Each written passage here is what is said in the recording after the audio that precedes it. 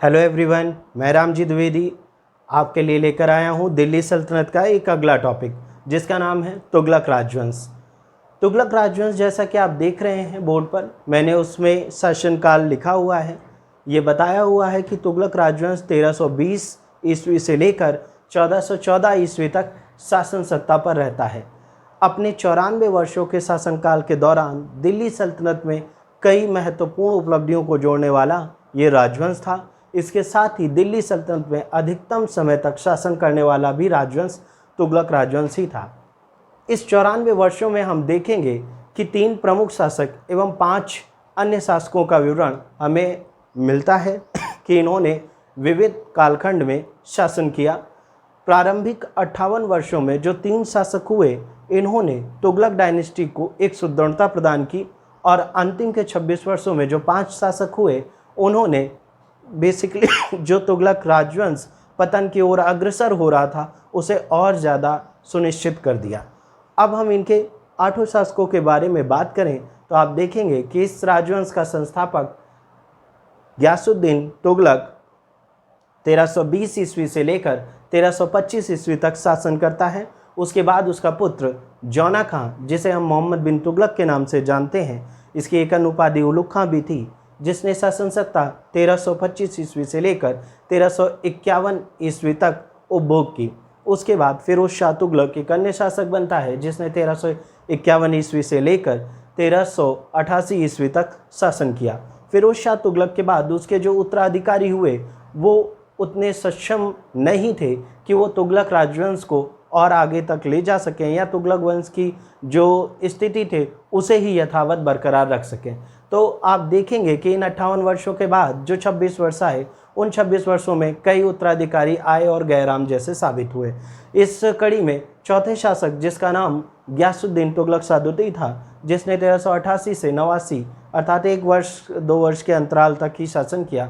तुगलक के बाद अगला जो शासक आपको देखने को मिलेगा, 5वां, अबू बकर शाह, जो लगभग 89 से 90 ईस्वी तक रहा।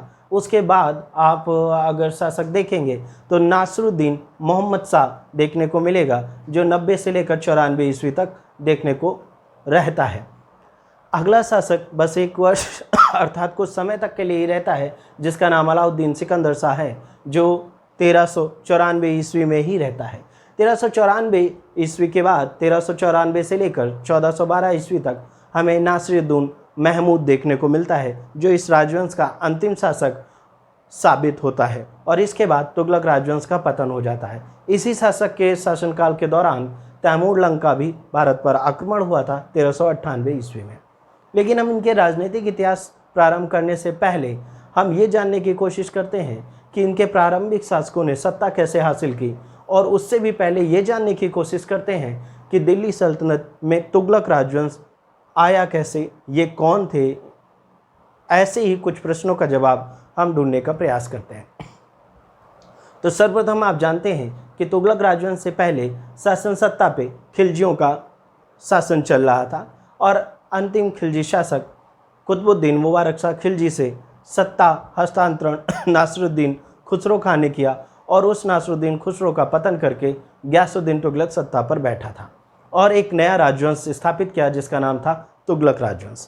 तुगलक बेसिकली इनका व्यक्तिगत नाम था, ना कि कोई जाति जो समीकरण था उससे इसका लेना देना था। इस संदर्भ में हम तुगलक राजवंश की उत्पत्ति और नामांकन पर बात करें तो आप देखेंगे कि अमीर खुसरो ने अपनी पुस्तक तुगलकनामा में हमें ये बताने का प्रयास किया है कि जो तुगलक नाम है वो शासक का व्यक्तिगत नाम है, ना कि कोई जातीय नाम, अर्थात वो इन्हें साधारण ही कुल का बताते हैं। वहीं हम इब्न बतूता के रहला में देखें तो उन्होंने बताया है कि तुगलक बेसिकली तुर्किस्तान और सिंध की पहाड़ियों के बीच कहीं रहने वाले करोना तुर्क जाति जो वंश था उससे रिलेटेड थे। अब ये जो करोना तुर्क था ये केवल उस राजवंश से रिलेटेड था। वर्तमान में जो महामारी है कोरोना, उससे इनका कोई लेना देना नहीं है, अर्थात आप बस अपने कोरोना तुर्क जो एक जाति जनजाति स्पेशता थी वो उससे रिलेटेड थे। और इस कारण आगे आप देखेंगे कि इन्होंने इस राजवंश को तुगलक राजवंश और साथ साथ तुर्क सत्ता का आखिरी राजवंश माना जाता है। इसके बाद जो शासन करते थे वो तुर्क जनजाति से या तुर्क जाति से बिल्कुल भी बिलोंग नहीं करते थे।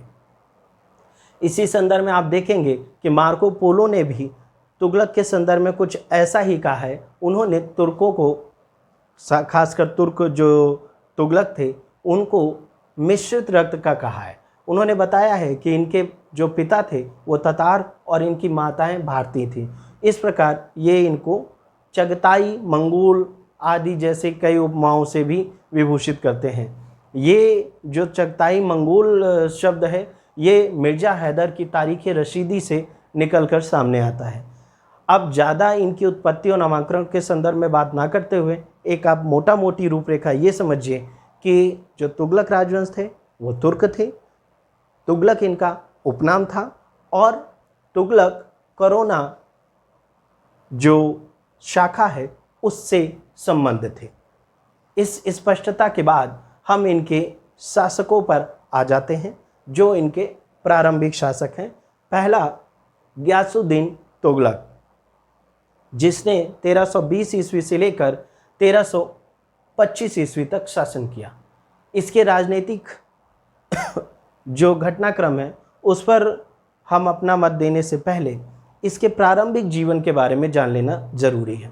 जैसा कि आप जानते हैं कि मलिक तुगलक का पुत्र गियासुद्दीन तुगलक और इसकी माता एक जाट स्त्री थी। बेसिकली मलिक तुगलक बलवन के समय एक गुलाम सरदार था और इसी के साथ ही आप देखेंगे कि गियासुद्दीन तुगलक का भी जो शुरुआत था वो इसी प्रकार से शुरू हुआ। एक सैनिक, एक सूबेदार से लेकर के ये किस प्रकार सीमा रक्षक पद होते हुए और प्रांतपति होते हुए एक अंतिम जो सर्वोच्च पद है सुल्तान का उसने हासिल किया।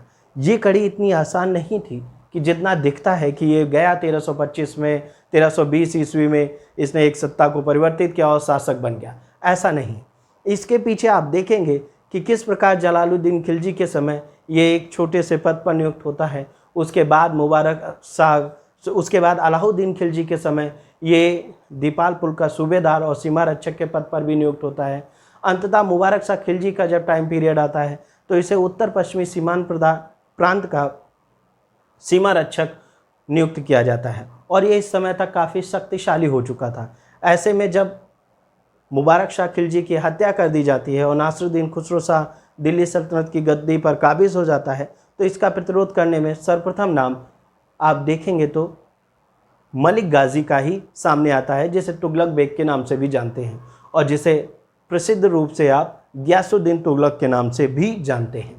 तो इसने सर्वाधिक विरोध किया और नासिरुद्दीन खुसरो खां के विरुद्ध इस्लाम खतरे में है और जिहाद जैसे नारों को लेकर के वहाँ के ज़्यादा से ज़्यादा लोग, खासकर जो गुलाम सरदार थे और जो खिलजी राजवंश के राजभक्त थे, उनका समर्थन हासिल किया और नासिरुद्दीन खुसरो शाह का पतन किया, उसकी हत्या कर दी। और वही सरदारों ने इसको राज सत्ता पे बैठाने के लिए अग्रसर किया। अर्थात दिल्ली सल्तनत का ये पहला राजवंश था जिसे सर्वसम्मति से शासन सत्ता मिली। इस मामले में आप देखेंगे कि तुगलक राजवंश काफ़ी ज़्यादा महत्वपूर्ण है। दिल्ली सल्तनत में ये ना केवल अधिकतम समय तक शासन करने वाला राजवंश था, इसने दक्षिण भारत को सर्वप्रथम दिल्ली सल्तनत में शामिल करने वाला राजवंश भी यही था। दिल्ली सल्तनत का सर्वाधिक साम्राज्य विस्तार जिस समय हुआ उस समय भी जिस राजवंश का शासन चल रहा था वो तुगलक राजवंश था। दिल्ली सल्तनत में पहली बार कल्याणकारी और प्रजाहित के चीज़ों को देख करके जिस राजवंश का शासनकाल देखा जा सकता है या कहा जा सकता है वो भी तुगलक राजवंश ही था। तुगलक राजवंश ने मध्यवर्ती नीति का अनुसरण किया जिसमें बहुत ज़्यादा ना तो कठोरता थी ना बहुत ज़्यादा उदारता थी। इन चीज़ों को मैं आगे के शासकों में आपको और ज़्यादा वर्णित रूप से या विस्तृत रूप से बताता रहूँगा। अब हम बात कर लेते हैं गियासुद्दीन तुगलक के बारे में।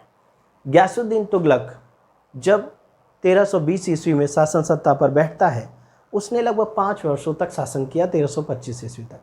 इन 5 वर्षों के दौरान इसने एक राजवंश की स्थापना की जिसे आप तुगलक वंश के नाम से जानते हैं। स्थापना करना तो बहुत आसान है लेकिन उस वंश को और सुदृढ़ता और खासकर सुल्तान के पद को प्रतिष्ठा प्रदान करना और अपने आगे आने वाली पीढ़ियों को एक सुरक्षित या कहें सुदृढ़ साम्राज्य को दे जाना किसी भी चुनौती से कम नहीं है।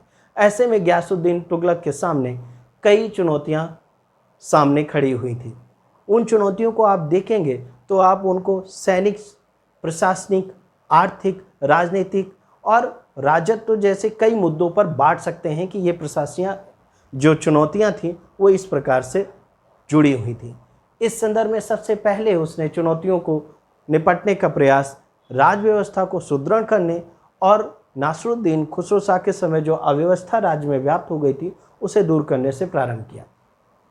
सर्वप्रथम आप देखेंगे कि गियासुद्दीन तुगलक ने यह आदेश निकाला कि नासरुद्दीन खुसरो ने जो धन राज्य का ऐसे ही बांट दिया था लोगों को, उनको वापस करना प्रारंभ किया। अर्थात जो उसने अपने समर्थन में सूबेदार, गुलाम और विभिन्न लोगों को दिया था वो पुनः उनसे वापस लेकर राजस्व में एकत्रित किया जा रहा था। ऐसे में एक वाक़या सूफी संत निज़ामुद्दीन औलिया के सामने भी घटित होता है, जब गियासुद्दीन तुगलक उनको भी नासरुद्दीन खुसरो द्वारा दिए गए 5 लाख टंके वापस मांगने के लिए कहते हैं, तो संत निज़ामुद्दीन औलिया ये कहकर मना कर देते हैं कि ये धन तो वैसे भी जनता का था और उन्होंने जनता के हित के लिए उसे बांट दिया, अब उनके पास कोई पैसा नहीं है जो वो वापस कर सके। इसको लेकर के सुल्तान और निज़ामुद्दीन औलिया में थोड़ा सा मनमुटाव हो गया था, जो आगे हमें इनके संबोधन में देखने को मिलेगा, जो मैं आगे आपको बताऊंगा। अब धन एकत्रित करने के बाद इनका जो प्रमुख कार्य प्रशासनिक शिथिलता जो हो चुकी थी उसको और सुदृढ़ करना था। इस प्रशासनिक शिथिलता में उन्होंने सैनिक सुधार भी लागू किए। सैनिक सुधार में आप देखेंगे तो सर्वप्रथम अलाउद्दीन खिलजी ने जो हुलिया और दाग प्रथा प्रचलित की थी उसे प्रभावी ढंग से लागू करने वाला गियासुद्दीन तुगलक था। इसने सैनिकों का हुलिया बाकायदा लिखना प्रारंभ करवाया, घोड़ों पर दाग निशान बनवाना प्रारंभ कराया, साथ ही सैनिकों को वेतन टाइम टू टाइम मिलता रहे, अर्थात समय पर उसे वेतन की प्राप्ति होती रहे, इस चीज़ को भी सुनिश्चित करने के लिए रजिस्टर बनवाया जिसमें उनके वेतन मत की चीज़ों का विवरण रखा जाता था और इस रजिस्टर को वो खुद भी अवलोकन करता था जिससे किसी प्रकार का कोई भी अव्यवस्था व्याप्त ना हो। इस प्रकार दिल्ली सल्तनत का ये पहला सुल्तान बना जिसने वेतन संबंधी रजिस्टर का भी अवलोकन करना प्रारंभ किया। इस सैनिक सुधार के साथ साथ इसने उस समय की यातायात और डाक व्यवस्था में भी काफ़ी ज़्यादा आमूलचूल परिवर्तन कराए। यातायात व्यवस्था में आप देखेंगे कि कई मार्गों का पुनर्निर्माण कराया गया जिससे शीघ्र आवाजाही संभव हो सके और इसी के तहत डाक व्यवस्था को भी उन्नत जो स्थिति में थी उसमें परिणित कराया। डाक व्यवस्था की ये हालत आ गई थी कि 3 से 4 दिन में देवगिरी से सूचना दिल्ली पहुंच जाया करती थी हकारों के माध्यम से। इसका एक सुदृढ़ नेटवर्क इन्होंने तैयार करवाया था। 3 से 4 मील की दूरी पे चौकियों की स्थापना की थी जो घोड़े और पैदल संदेश वाहक बेसिकली बरीदों के माध्यम से सूचना पड़ती थी सूचना विभाग में, और इस सूचना विभाग का जो प्रमुख होता था उसे बरीद मुमालिक कहा जाता था, जो बेसिकली सूचना विभाग या डाक चौकी का प्रमुख होता था।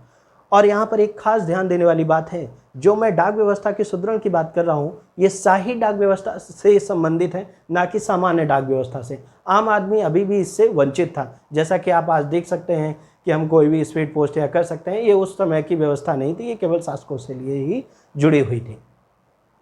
डाक व्यवस्था के सुदृढ़ के बाद आप देखेंगे इस प्रकार का जो विवरण है वो इब्न बतूता के रहला में हमें बखूबी मिल जाता है। अब बात आ जाती है प्रशासनिक सुधारों के साथ साथ आर्थिक सुधार। आर्थिक सुधार आप जब देखेंगे तो गियासुद्दीन तुगलक से पहले आर्थिक सुधारों की एक कड़ी चली हुई थी अलाउद्दीन खिलजी द्वारा, लेकिन उसके जाने के बाद वो कड़ाई से पालन नहीं हो सका, उसमें बहुत ज़्यादा अव्यवस्था व्याप्त हो गई।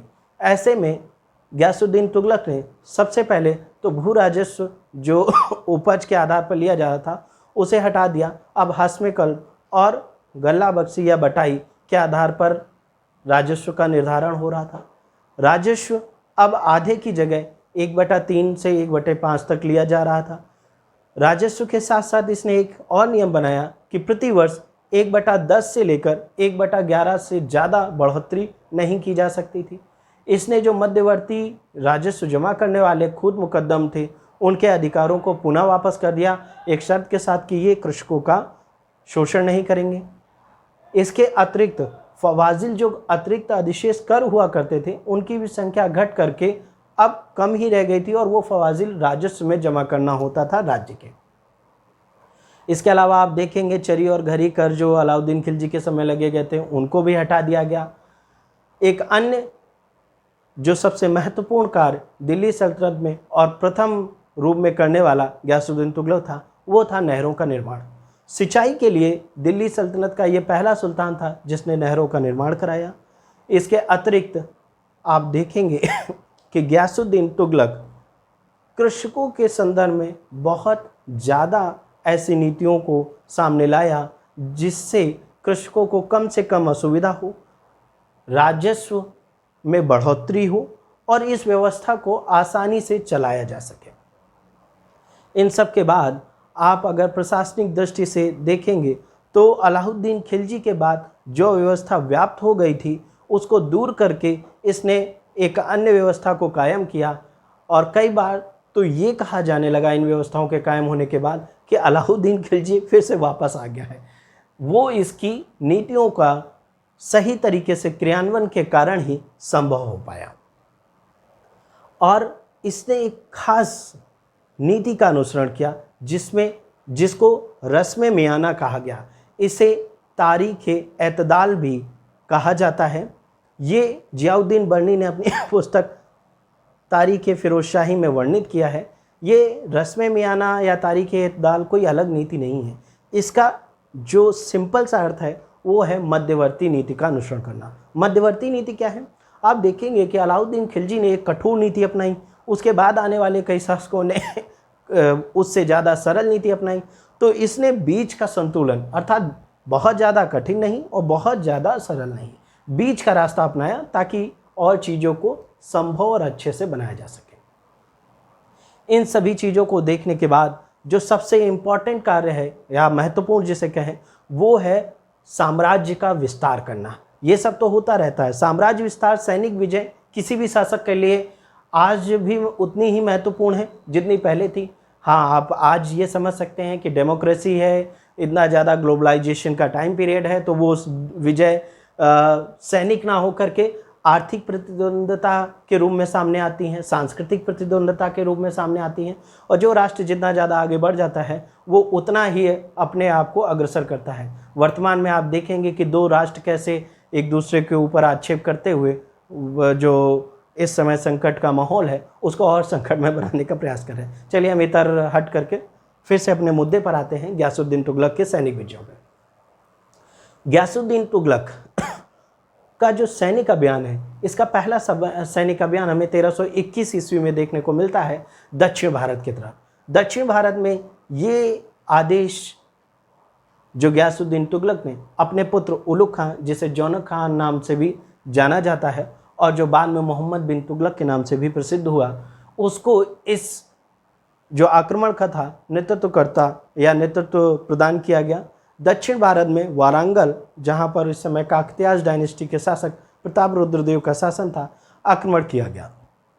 लगभग कई महीनों तक दुर्ग का घेरा डालने के बाद भी इन्हें सफलता नहीं मिली। ऐसे में एक अफवाह उड़ी कि गयासुद्दीन तुगलक की मृत्यु हो गई, तो वो खासकर जोना खां उस घेरे को तुरंत उठा करके आगे बढ़ा, लेकिन कुछ ही समय बाद उसे ये सूचना मिली कि ये केवल मात्र अफवाह थी। इस अफवाह से जुड़े सभी लोगों को मृत्युदंड दिया गया और गयासुद्दीन तुगलक के पुनः आदेश पे 1323 ईस्वी में जौना खां ने वारंगल पर पुनः आक्रमण किया। 5 महीने के घेरे के बाद प्रताप रुद्रदेव आत्मसमर्पण के लिए मजबूर हुआ और उसे बंदी बनाकर दिल्ली सल्तनत के सामने पेश किया गया। इस प्रकार आप देखेंगे दक्षिण भारत के संदर्भ में अब नीति का परिवर्तन हो चला था। वो नीति क्या परिवर्तन क्या था? आप देखेंगे कि दक्षिण भारत को जीतने वाले पहले शासक खिलजी थे और वो केवल विजय के उपलक्ष्य में आते थे, जीतने के बाद राज्य उन्हीं शासकों को दे देते थे। किंतु यहाँ अब परिवर्तन हो रहा है, यहाँ दिल्ली सल्तनत में उस विजित राज्य को मिला लिया जा रहा है, अर्थात साम्राज्य का विस्तार किया जा रहा है और अब वहाँ सीधे केंद्रीय शासन का नियंत्रण होता था, ना कि कोई क्षेत्रीय शक्ति उस पर शासन करती थी। ऐसे में दक्षिण भारत को साम्राज्य में शामिल करने वाला पहला राजवंश और पहला शासक गयासुद्दीन तुगलक और राजवंश तुगलक साबित हुआ। और वारंगल वो पहला क्षेत्र था जो इसमें शामिल हुआ। किसमें? दिल्ली सल्तनत में। और दिल्ली सल्तनत, वारंगल का तात्पर्य आप समझ जाइए, वो काकतीय डायनेस्टी की बात कर रहे हैं। काकतीय डायनेस्टी वर्तमान में तेलंगाना का जो पोर्शन है उससे रिलेटेड है। और मैं ये बिल्कुल नहीं पूछूंगा कि वर्तमान में तेलंगाना के सीएम कौन है, आपको पता ही होगा, केसीआर राव। चलिए हटाइए, हम अपने टॉपिक पे पुनः आ जाते हैं। गयासुद्दीन तुगलक की इस विजय के साथ ही जब जौनाखा आगे बढ़ता है तो उसे जाजनगर उड़ीसा पर भी आक्रमण करता है। इस समय जाजनगर पे भानुदेव द्वितीय का शासन है, जो लगभग 1306 ईस्वी से लेकर 1328 ईस्वी तक शासन करता है। इस पर आक्रमण करने का एक कारण अन्य भी था कि इसने प्रताप रुद्र देव की सहायता की थी। ऐसे में जौनाखा ने इसको भी परास्त किया और आगे बढ़ते हुए ये दिल्ली सल्तनत की ओर पहुंचे। इसके बाद बंगाल की विजय और तिरहुत की विजय गयासुद्दीन तुगलक की अंतिम विजय थी। 1324-25 ईस्वी में गयासुद्दीन तुगलक ने बंगाल में व्याप्त अव्यवस्था को दूर करने का प्रयास किया और उसे दिल्ली सल्तनत के जोड़ने का भी प्रयास किया। आप देखेंगे कि बलबन के शासनकाल में ही बंगाल का जो कनेक्शन था वो दिल्ली सल्तनत से टूट जाता है। जैसा कि बुगरा खां, उसका पुत्र, वहाँ अलग शासन कर रहा होता है, कैकुवाद यहाँ अलग शासन कर रहा होता है, इसका दिल्ली सल्तनत से कोई लेना देना नहीं होता है। और यही प्रक्रिया फिरोज शाह इमसुद्दीन और उनके उत्तरवर्ती शासकों के समय देखने को मिलती है। गयासुद्दीन तुगलक के समय भी जो उनके 4 उत्तराधिकारी थे उसमें बंगाल के शासन को लेकर का व्यवस्था प्राप्त हो गई थी। उसको दूर करने के लिए गयासुद्दीन तुगलक ने वहाँ पर आक्रमण किया और बंगाल को विजित किया। बंगाल के साथ साथ ये आगे बढ़ते हुए उत्तरी बिहार, जिसे आप तिरहुत के नाम से जानते हैं, उसको भी विजित किया। उस समय तिरहुत बेसिकली जो वर्तमान में मिथिला है उसे तिरहुत कहा जाता है और ये उत्तर बिहार का क्षेत्र है। यहाँ पर कर्नाट वंश के शासक हरिदेव सिंह का शासन था, उनको परास्त किया जाता है। हरिदेव सिंह भागकर नेपाल चले जाते हैं और दिल्ली सल्तनत में उत्तरी बिहार को पहली बार सम्मिलित करने वाला भी जो शासक था वो गयासुद्दीन तुगलक था और जो राजवंश था वो तुगलक राजवंश था। इस प्रकार आप देखेंगे कि तुगलक राजवंश ने एक बृहद साम्राज्य के निर्माण करने का प्रयास शुरू कर दिया था, अपनी शासन व्यवस्था को सुदृढ़ कर दिया था और एक केंद्रीय शासन का विस्तार काफ़ी बृहद स्तर पर किया था। अब विजय करने के बाद जब ये 6 किलोमीटर दूर रह गए थे दिल्ली से, अफगानपुर के पास, वहाँ पर ये रुके और वहाँ पर इन्होंने सूफी संत निज़ामुद्दीन औलिया को एक संदेश भेजा कि हम दिल्ली आ रहे हैं, वो राजधानी खाली कर दें। ऐसे में निज़ामुद्दीन औलिया का एक वाक्य बहुत ही फेमस है। उन्होंने गयासुद्दीन तुगलक के लिए कहा था कि हुनुजे दिल्ली दूरस्ते, अर्थात सुल्तान अभी दिल्ली दूर है। ऐसे में आप देखेंगे कि अफगानपुर में विजय महोत्सव अपनाया जा रहा था, एक लकड़ी का महल बनाया गया था जौनाखा द्वारा और वहाँ पर इनकी विजय के संबंध में उत्सव मनाया जा रहा था। ऐसे में ही हाथियों के प्रदर्शन के समय एक दुर्घटना घटित होती है जिसे हम अफगानपुर की दुर्घटना के नाम से भी जानते हैं और जो फरवरी-मार्च सन 1325 ईस्वी में घटित होती है। इस दुर्घटना में यहाँ इनके शासक अर्थात जो शासक था गयासुद्दीन तुगलक, उसकी मृत्यु हो जाती है। यहाँ पर हम थोड़ी सी चीज़ आपको स्पष्ट कर दे रहे हैं अफगानपुर की दुर्घटना के संदर्भ में कि अफगानपुर की दुर्घटना को लेकर के जौनाखा अर्थात मोहम्मद बिन तुगलक पे यह आरोप लगाया जाता है कि उसने सुल्तान की हत्या का प्रयास किया था। अब हम यहाँ देखने का प्रयास करेंगे कि आखिर वो कौन से आधार थे जिनके आधार पर ये हत्या में मोहम्मद बिन तुगलक का हाथ था कि नहीं। ऐसा आजकल जो वर्तमान में भी हम इस विषय पर क्यों इतने ज़्यादा जो कहें मतभेद रखते हैं कि कुछ इतिहासकार ये मानते हैं कि हाँ वो दोषी था और कुछ इतिहासकार ये नहीं मानने का प्रयास करते हैं कि वो दोषी नहीं था। इस संदर्भ में आप देखेंगे कि जो दोषी नहीं मानते हैं वो क्या तर्क देते हैं। अमीर खुसरो तुगलकनामा में ये जिक्र करते हैं कि अफगानपुर की दुर्घटना जो थी उसमें इनकी मृत्यु हो जाती है और उसमें थोड़ा सा संशय मौजूद है। इसामी भी इसी प्रकार की बातों का जिक्र करते हैं और इसामी से लेकर इब्न बतूता भी इसी प्रकार की बातों को दोहराते हैं कि इसमें मोहम्मद बिन तुगलक का हाथ था और वो इसे दोषी करार देने का प्रयास करते हैं, जो समकालीन हिस्टोरियन हैं। वहीं आप देखेंगे जियाउद्दीन बर्नी एक अनिर्णायक कथन देता है कि एक आकस्मिक बिजली का गिरना हुआ और सुल्तान की मृत्यु हो गई। ऐसे में आप देखेंगे कि डॉक्टर मेहदी हुसैन और पीवी सक्सेना अमीर खुसरो और बर्नी के मत को लेकर के जियाउद्दीन बर्नी का मत लेकर के मोहम्मद बिन तुगलक को गयासुद्दीन तुगलक की हत्या से बरी करते हैं, अर्थात वो इसके षड्यंत्र नहीं मानते हैं। और इसके आधार पे भी वो कई तर्क देते हैं कि यहाँ पर देखने वाली बात है कि जो दुर्घटना घटित होने का कारण बताते हैं कि हाथियों का प्रदर्शन के कारण ये दुर्घटना घटित हुई, तो इन हाथियों के प्रदर्शन की जो आज्ञा दी थी वो सुल्तान ने दी थी, ना कि मोहम्मद बिन तुगलक ने। अगर ये षड्यंत्र होता तो वो हाथियों के प्रदर्शन की आज्ञा सुल्तान ना दे करके मोहम्मद बिन तुगलक देता। दूसरा कि अगर उसने अपने पिता की हत्या की होती तो उसके अपने पारिवारिक संबंध उतने अच्छे नहीं होते। आप बाद में शासन में देखेंगे कि मोहम्मद बिन तुगलक का अपनी माँ और बाकी के जो पारिवारिक सदस्य थे उनसे बहुत अच्छा संबंध रहा। इस प्रकार से इस घटना का भी लोग विरोध करते हैं कि ऐसा नहीं संभव हुआ।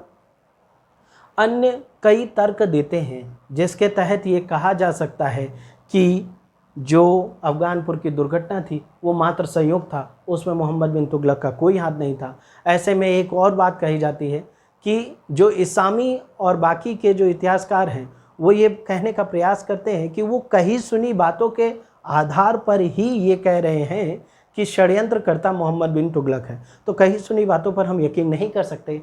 अगर बात इसामी की रही तो वो दक्षिण भारत में मौजूद थे, बात इब्न बतूता की रही तो वो बाद में आए थे, अर्थात उनके वक्तव्यों पे हम उतना ज़्यादा तरीके से ध्यान नहीं दे सकते हैं। और इन्हीं शासकों को कोट करते, मतलब इन्हीं इतिहासकारों को कोट करते हुए आप आशीर्वादी लाल श्रीवास्तव, डॉक्टर ईश्वरी प्रसाद और डॉक्टर आर.सी. मजूमदार, जिसे आप रमेश चंद्र मजूमदार के नाम से जानते हैं, वो मोहम्मद बिन तुगलक को षड्यंत्रकर्ता मानते हैं। इसके संदर्भ में भी कई तर्क दिए जाते हैं कि जो इस अफ़गानपुर के महल का निर्माता था अहमद यास, उसको वज़ीर और कई उपाधियों से भूषित किया गया। इसके साथ ही आप कई चीज़ों को देखेंगे, हम इस ज़्यादा डिबेट में पढ़ने का प्रयास नहीं करते हैं और बाकी चीज़ों को देखते हुए ये बस एक संयोग मान लेते हैं कि उस दुर्घटना में जो फरवरी मार्च 1325 ईस्वी में हुई, गयासुद्दीन तुगलक की हत्या हुई, अर्थात मृत्यु को प्राप्त हो गया। अब आगे की कड़ी हम अगले पार्ट में बनाएंगे। धन्यवाद।